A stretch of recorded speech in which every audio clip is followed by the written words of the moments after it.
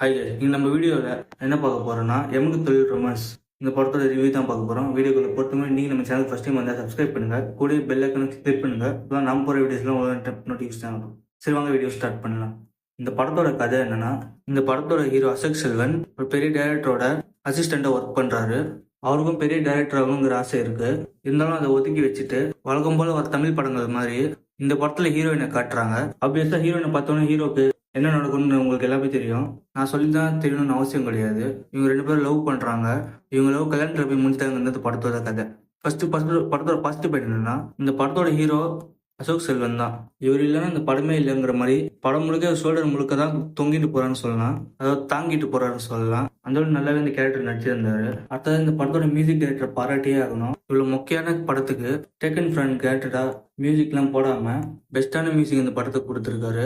இது மட்டும் தான் இந்த படத்தோட பாசிட்டிவ். பூராவே நெகட்டிவ் தான் இந்த படத்துல. அதெல்லாம் என்னன்னு பாத்துருவோம். இந்த படத்தோட மெயின் நெகட்டிவ் என்னன்னா, படத்தோட ஹீரோயின் தாங்க. எந்த ஒரு காரியம்னு தெரியல, தமிழும் தெரியல, ஒன்னும் தெரியலங்க. அந்த ஒரு முக்கியமான ஆக்டிங் தான் இந்த படத்துல பண்ணிருக்காங்க. அது மட்டும் டப்பிங்ல வாய்ஸ் கூட சரியா சிங்க் ஆகாம தான் பண்ணிருக்காங்க. வெள்ளையா இருந்துட்டா மட்டும் போதும்னு நினைக்கிறாங்க. மற்றபடி ஆக்டிங் ஸ்கில் இருக்கான்னு செக் பண்ணவே மாட்டாங்க. அடுத்த நெகட்டிவ் பாயிண்ட் என்னன்னா, இவங்க எடுத்துக்கிட்ட கதையை தெளிவில்லாம தான் எடுத்திருக்காங்க.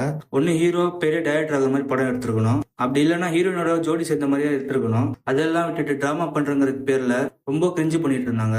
அதெல்லாம் பார்க்கும்போது ஒரு செம்ம காண்டாச்சு மக்கள். ஓவரால் இந்த படத்தை பத்தி சொல்லணும்னா, இந்த வீக்கெண்ட்ல பெருசா இந்த படம் ரிலீஸ் ஆன மாதிரி தெரியல. அப்படி இருக்கும்போது நீங்க நோட்ல நடந்து போறீங்கன்னா, இந்த படத்தோட போஸ்டர் எங்கன்னா உங்க கண்ணில் பட்டுச்சுன்னா அப்படியே பார்க்காத மாதிரி போயிடுங்க. அதான் உங்களுக்கு நல்லது. ஓகே கைஸ், நீங்க இந்த படத்தை பார்த்துருந்தீங்கன்னா உங்க ஒப்பீனியன் கமெண்ட்ல சொல்லுங்க. வீடியோ பிடிச்சா லைக் சப்ஸ்கிரைப் பண்ணுங்க. Bye guys.